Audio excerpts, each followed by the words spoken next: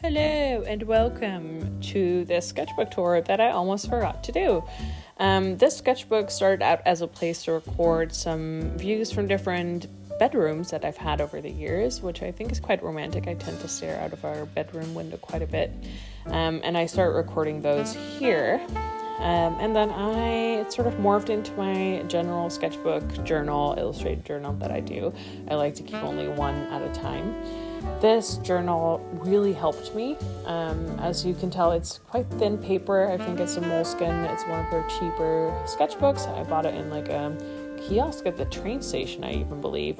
And the paper is quite thin.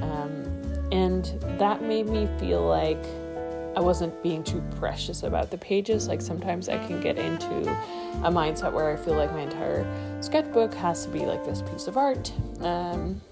And like an object almost by itself, which is kind of ridiculous and also really inhibits me from having fun while I'm drawing. And this, because of I don't even want to say poor quality, but like the lesser quality or less, like the thickness of the pages, like they're being so thin, it made me feel more free in what I was creating. And I think that that's something that, even though like this is definitely not art with a capital A, you can tell I'm enjoying it. You can also see that I'm only using the right pages of the spread, mainly because the markers do tend to bleed through on the left page. But aside from that, I must say that even though these pages, the paper is quite thin, it does hold a lot of medium quite well. So how I usually work is I have a layer of either watercolor or Tombow markers.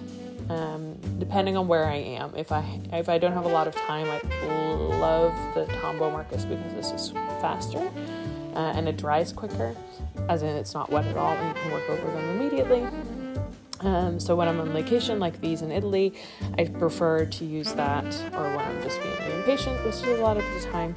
And then over the watercolor or the Tombow base, I'll use Luminance colored pencils, or sometimes even inks or oil pastels, not too much. I don't love how messy it gets.